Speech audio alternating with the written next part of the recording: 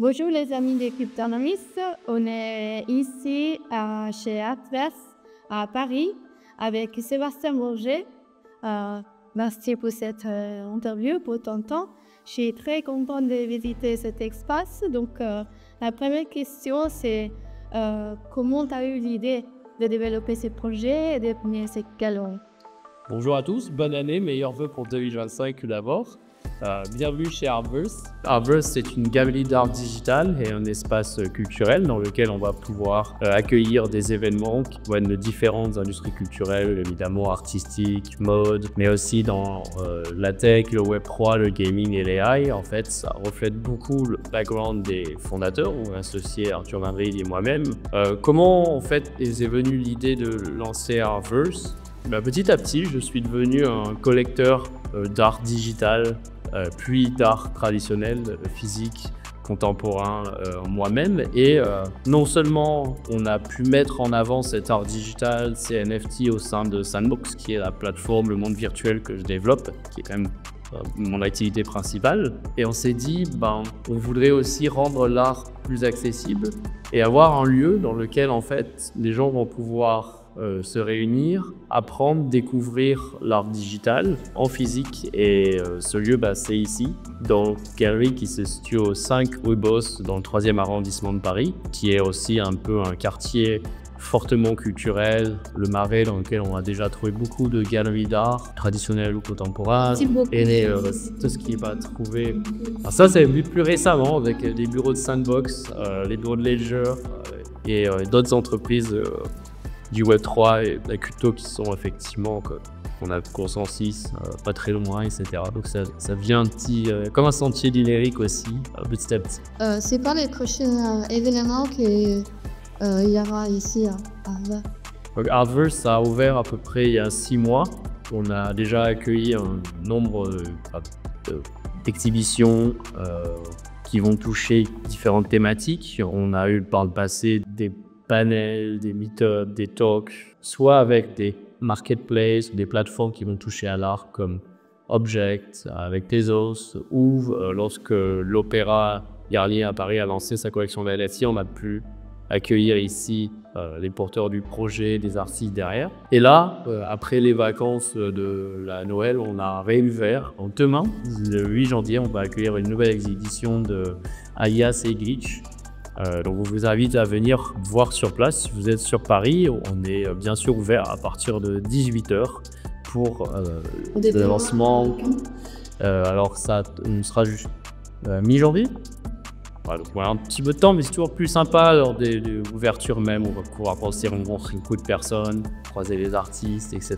Et comment tu penses que tu vas avoir plus des artistes dans le monde NFT ou ici dans la galerie?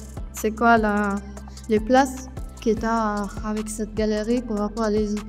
J'ai commencé dans l'art digital en tant que collectionneur. On a acheté beaucoup de NFT, on a plus de 10 000 NFT dans la collection Sandbox. Mes amis en avant dans les mondes virtuels dans Sandbox pour finalement faire découvrir l'art, inspirer le plus de monde possible, et parfois l'amener hors de galeries, hors de lieux, mais dans des jeux, dans des expériences de musique, des clubs virtuels, etc. dans Sandbox. Et au fur et à mesure, on s'est dit aussi, finalement, il n'y a pas de lieu physique à proprement parler. En tout cas, il n'y en a plus à Paris, où on va pouvoir découvrir de la même manière l'art digital et les NFT. Donc, le positionnement de Artverse, c'est d'être un lieu de rencontre qui encourage le dialogue, la découverte, l'exploration, où éventuellement, les gens curieux, attirés par différents artistes ou thématiques, vont pouvoir acquérir leur premier NFT ou juste acquérir une œuvre physique réalisée par des artistes qui eux-mêmes proviennent de cet univers NFT, mais vont étendre les supports sur lesquels leurs œuvres vont être représentées. Notre directrice et curatrice, qui est Grida, effectivement fait un travail de curation sur les différents artistes et dans son réseau, elle amène des artistes qui ont déjà une certaine reconnaissance auprès des collectionneurs de NFT, mais pas suffisamment auprès des collectionneurs traditionnels ou du grand public. Et on réalise ici des exhibitions, des vernissages, des mises en avant d'œuvres physiques qui vont, on l'espère, apporter une sorte de pont vers un public plus général qui va pouvoir s'intéresser à ces œuvres. Et ça peut se traduire par différentes formes d'art, hein, la photographie, la sculpture, la peinture, et des artistes qui sont une provenance de plusieurs origines. On a eu des artistes qui sont venus de Corée notamment, on a eu des artistes qui viennent de Berlin mais avec des origines taïwanaises derrière et qui veulent avoir chacun une propre esthétique évidemment, mais aussi un message et des thématiques différentes qui font que on va essayer d'avoir un public assez large, toucher si possible à des goûts différents. Qu'est-ce que tu penses maintenant du marché NFT? Vu qu'on sait que même si le marché, les bitcoins, les altcoins, ils sont en train de monter, on a vu que les marchés NFT, ils sont un peu au bas. Ça dépend, le NFT en soi, ça reste juste une technologie. Hein. Ce qu'on peut représenter sur un NFT, vraiment varié. Ça peut être des assets de jeux vidéo, des terrains virtuels, des avatars, des œuvres d'art. Et même on parle d'œuvres d'art, ça peut être des photos, de la vidéo, des contenus interactifs. On voit quand même une remontée assez forte de l'intérêt pour les NFT suite évidemment au retour du Bitcoin qui a passé le fameux seuil psychologique des 100 000 $ américains et l'arrivée de Trump, des élections américaines qui vont amener Trump au pouvoir aux États-Unis, qui crée aussi un certain élan, en tout cas dans cette industrie-là. Sur l'art, je pense que effectivement, on a pu voir que le volume des transactions liées au NFT touche à l'art a baissé. Il y a eu un léger retrait, mais on est quand même large sur l'an dernier d'après les statistiques, mais on est quand même largement au-dessus de ce qu'il a pu être en 2021 voire 2022. Et un certain ralentissement des collectionneurs. Mais après, les NFT d'art, ça a tellement touché à tout. On a qualifié d'art les collections de PFP avec les brolettes, etc. Donc, on peut voir qu'il y a aussi probablement des phénomènes de mode, etc. Mais certains artistes qui ont été précurseurs dans le domaine, qu'on pense à des Refik Anadol, des Punk, des Sprieuse, on va voir des X-Copy, ce sont des artistes qui vont continuer à être appréciés et donc aider à faire découvrir les artistes qui même ont acquis une certaine réputation dans ce milieu de niche qui est des collecteurs de crypto art ou de NFT, et les élargir leur public. C'est aussi une manière de faire perdurer les NFT et d'accroître le marché de manière générale.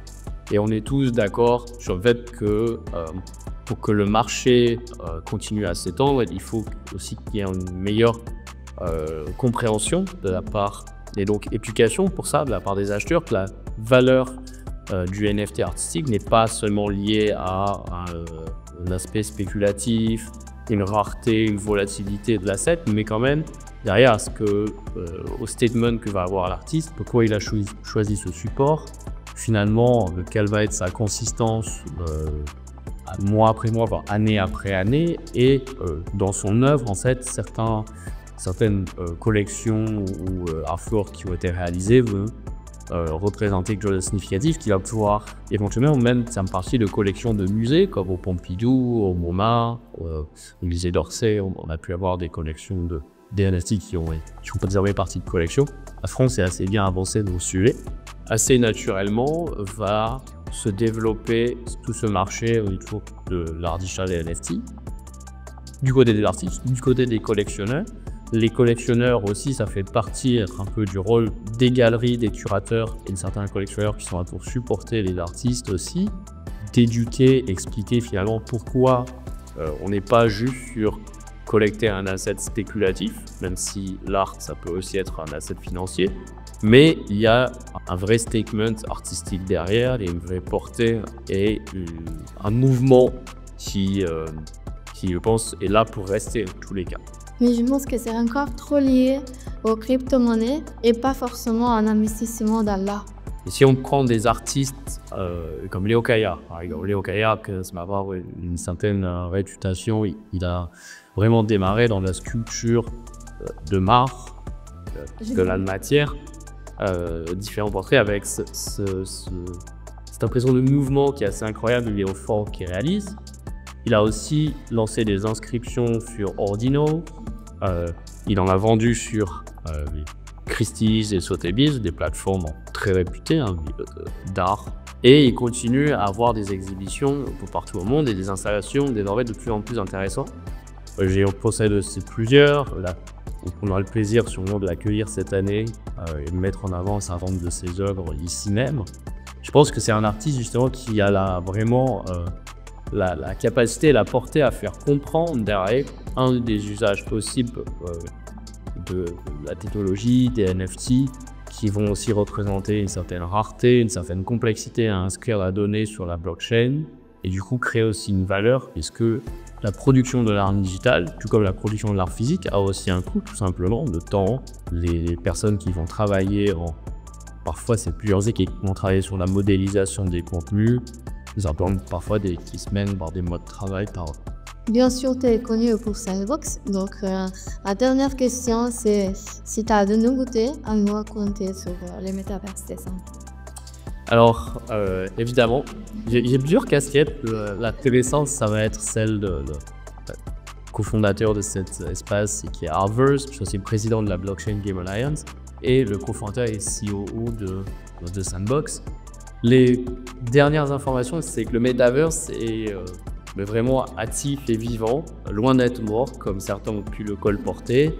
En témoigne récemment le lancement de notre dernière saison, on appelle ça la Alpha saison 4, le trimestre dernier. Pendant 10 semaines, elle a amené plus de 580 000 joueurs uniques par le monde qui ont participé pendant 10 semaines à explorer plus de 100 expériences, dont celle de 40 marques. On a généré plus de 1,5 million de transactions sur la blockchain. Il y a eu des centaines de milliers d'achats de NFT avec une utilité concrète dans l'exploration des expériences, que ce soit des Battle Pass, que ce soit des avatars, etc. Donc ça démontre que on est toujours apte à amener des joueurs à créer de l'activité et à démontrer que le Metaverse a quelque chose à offrir, à apporter d'un point de vue à la fois culturel, mais social et libre aussi. Merci. Et bonne année. Bonne année. Et donc, hâte de continuer en 2025. On vous invite à nous suivre sur le compte Instagram Artverse Paris ou sur Twitter X aussi pour avoir un peu l'agenda des exhibitions. Et aussi, sinon, rendez-vous dans le Metaverse pour plein de belles expériences cette année et de grandes nouveautés sur Sandbox. Merci. Merci à toi.